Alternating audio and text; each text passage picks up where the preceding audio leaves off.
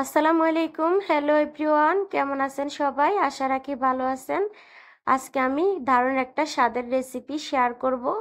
আশা রাখি আপনারা স্কিপ না করে আমার ফুল ভিডিওটি দেখে নেবেন। এভাবে রান্না করলে কিন্তু এত মজা হয়, আপনারা না খেলে বুঝতে পারবেন না। একেবারে সহজভাবে এই রেসিপিটি করে দেখাবো। আশা রাখি আপনারা আমার সাথে থাকবেন, কোথাও যাবেন না। তাই বেশি আর কথা বাড়াবো না, তাহলে চলুন দেখা যাক কিভাবে রান্না করতে হয়। এখানে আমি প্রথমে কচুমুখি কেটে নিয়েছি, সাথে আমি 3টা আলু এইভাবে কেটে নিয়েছি, তারপর ধুয়ে রেখেছি। আর এখানে আমি মাছ নিয়ে নিলাম। এই মাছটাকে কালীবাউস মাছ বলে, আপনারা কি বলেন জানি না। আর এখানে আমি লবণ হলুদ মেখে এখন নিব মাছগুলোকে। আমি হাত দিয়ে ভালোভাবে মেখে নিলাম, এখন ভেজে নেব।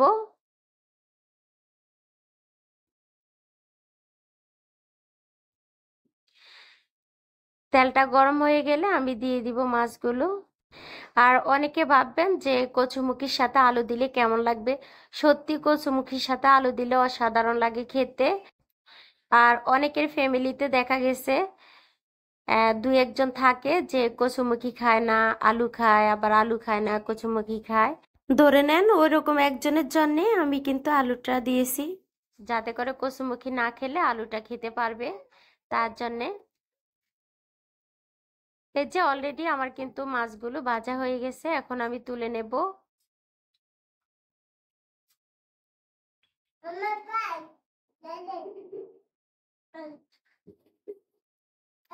চেষ্টা করবেন মাছগুলোকে ভালোভাবে ভেজে নিতে, তখন কিন্তু মাছটা তরকারিতে দিলে টেস্টটা বেশি আসে।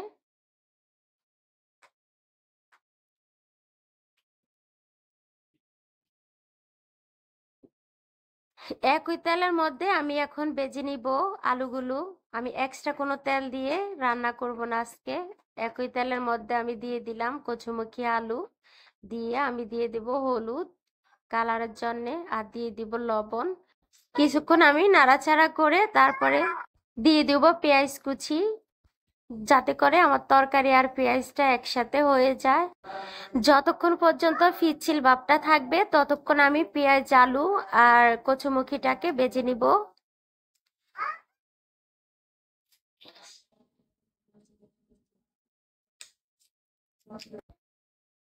এই যে অলরেডি পিচ্ছিল পিচ্ছিল ভাব চলে গেছে, এখন আমি দিয়ে দিব রসুন বাটা 1 টেবিল চামচ, আর জিরা গোলমরিচ বাটা দিলাম 1 টেবিল চামচ। আপনারা চাইলে এখানে জিরার গুঁড়াটা দিতে পারেন। এই যে আমি আবারও কষিয়ে নিব ভালোভাবে।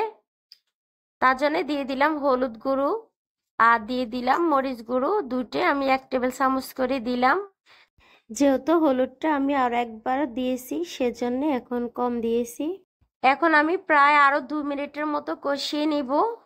দেখতে তো পাচ্ছেন আমার কিন্তু অলরেডি কষানো হয়ে গেছে। এখন আমি দিয়ে দিব পানি। পানিটা আমি নর্মাল পানি দিব, এখানে গরম পানি দিব না। এই যে আমি প্রায় 4 কাপের মতো পানি দিয়েছি। কচুমুখী তরকারির মধ্যে কিন্তু পানিটা একটু বেশি দিতে হয়, তা না হলে কিন্তু রান্নার শেষে মাখা মাখা রাখলে যখন আমি চুলা থেকে নামিয়ে ফেলবো তখন কিন্তু একবারে শুকিয়ে যায়।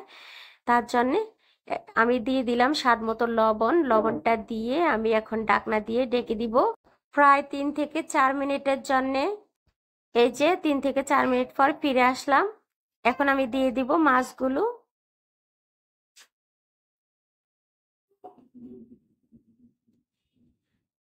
মাছ দিয়ে আমি আবারও ঢেকে দিলাম 5 মিনিটের জন্য। এই যে 5 মিনিট পর ফিরে আসলাম, অলরেডি কিন্তু আমার তরকারিটা হয়ে গেছে। এই যে এখন আমি মাছগুলোকে উল্টিয়ে দিব। আর এই যে দেখুন আমার কিন্তু তরকারিটা সিদ্ধ হয়ে গেছে। এখন আমি আরো 2 মিনিটের মতো রান্না করে নেব।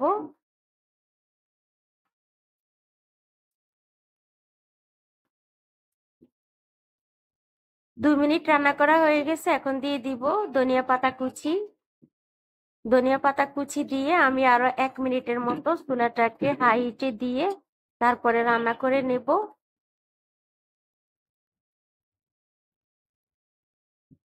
লবণটা চেক করে নিতে পারেন, আমার কিন্তু এখন কিছু লাগবে না, আমার লবণটা চেক করা হয়ে গেছে।